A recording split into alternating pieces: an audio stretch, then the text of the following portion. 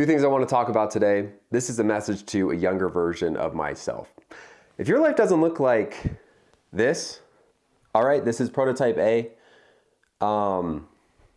Forgive the aesthetic atrocity that was, an absolute sin to the art world. If your life doesn't look like that right now, then you're screwed.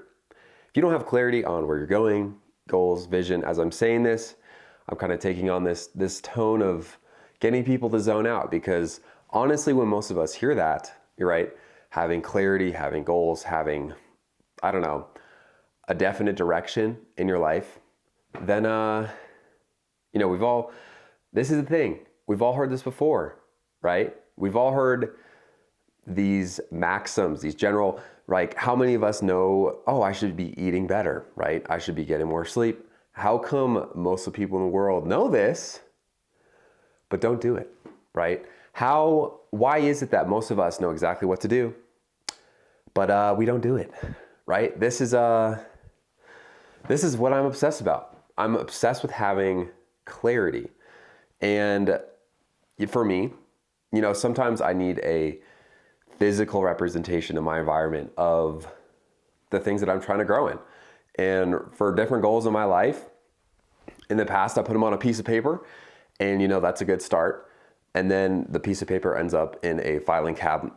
If we're being real, a couple months later, it just ends up in a filing cabinet, or whatever you call it, a file somewhere, and it's logged, and you forget about it. For some of us, okay, let me put it on my computer. All right, so you put it on a document, you type it out, it's great, and then you put it in a folder somewhere, and you forget about it.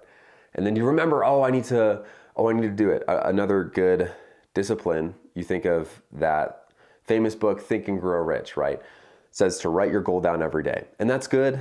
And you do that for a little bit, and then you wrote the same sentence over and over again. It just becomes very stale. It becomes very redundant, and you stop doing it eventually. It's almost like, no, it's not growing, right? It's the regression of, I don't want to say your goal, but just think of it as like, if it's not increasing, it's decreasing, as my Russian teacher would say. Russian math teacher. Oh my gosh. Anyway, clarity. Having something in your environment that reminds you every day, okay, this is why I'm doing this. This is, why it's there. And it's going to be difficult to move that. Eventually, I'll have this more aesthetic, so maybe it won't be as much of an eyesore in the future, but it's different. It's getting there. Second thing I want to talk about is liquid networks. I was reading a book called Where Great Ideas Come From. Great book, highly recommend. Anyway, this is what I used to do, right? Put all your notes, and you're taking notes. That's good. Step one, right? We take notes, and we got to find somewhere to put them, right? So we put them in cabinets. We put them in here. And the thing about this, it's not superior to having it in a database. And a great example of this, crazy example, 9/11, okay? Bear with me. In the book, he talks about how 9/11, right? There were reports of suspicious things going on. There was people on the, I guess, watch list, right? They were picking up an increase of those people wanting to get flight classes, okay? So maybe like back in the time, it was maybe seen as an anomaly. Just, that's kind of a coincidence. Like something that's like, that's kind of weird. And then at the same time, in I think it was Missouri, in a flight school, there was one of those people on the watch list was asking very, very specific questions about how the door in the airplane was set up, how it was made, how it was manufactured, and had really specific questions about the locking mechanism and other things that were a red flag to the flight instructor. So he actually reported it to the FBI, and it was logged, okay? It's logged. They took notes on it, right? But it went into a filing cabinet. And the two coincidences, which if you were to see them together, they could have pointed you to stopping 9/11. Okay, kind of a big deal. If we apply this to your life, all right, we're not talking about preventing 9/11. Well, what is a 9/11 crisis event in your life that maybe could have been prevented by you having your notes in a similar place? You know, I always refer to this as the red thread. It's like in different areas of my life, what is the thing that I'm obsessed with at the moment? So sometimes it's something says in a podcast that resonates with you, and you think about it, and then you log it, and then maybe a year later, right?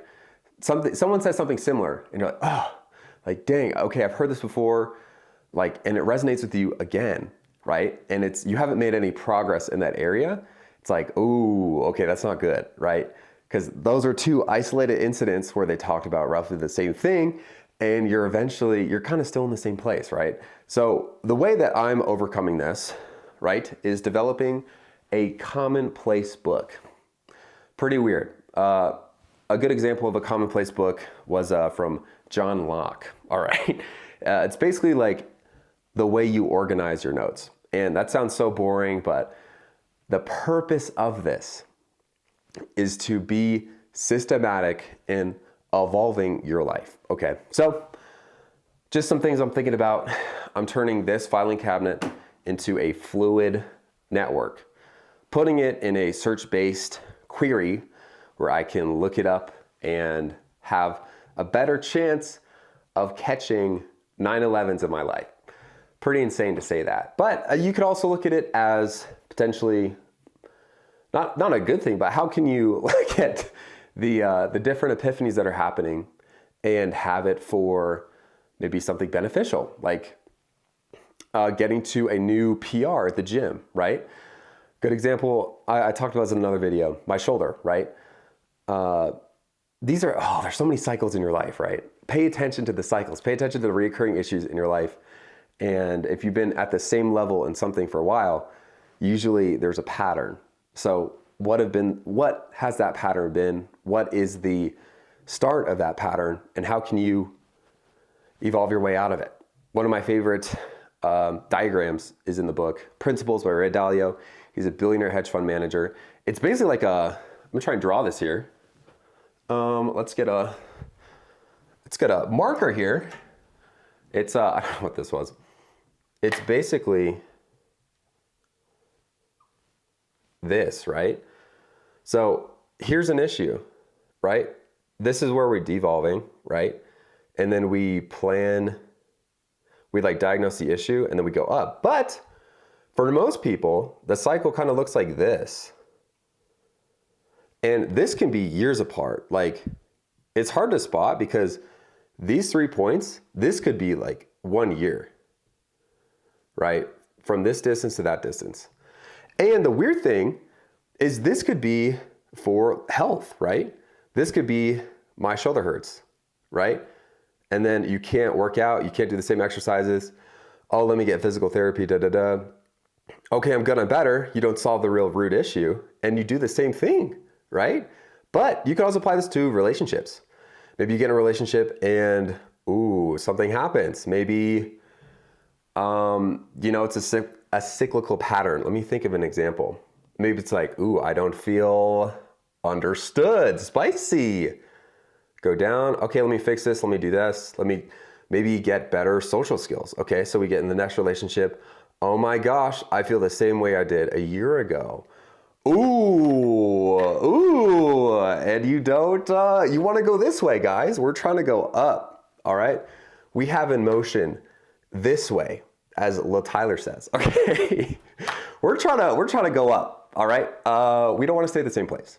And how can you, this is what I'm obsessed about, how can you raise the awareness of this?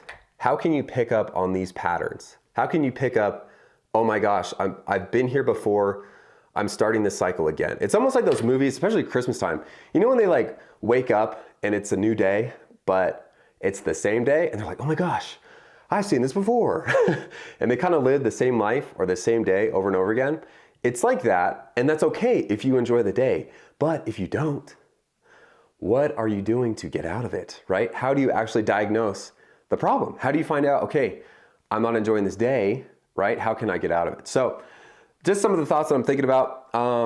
Again, there's not a stress in my voice, but I'm saying this because I wish I was able to articulate this years ago. Can you imagine? But hey, everyone has a different journey, okay? Everyone has different goals and different levels of awareness. So hopefully that helps. Enjoy your planning process. I'll see you in the next one. Peace.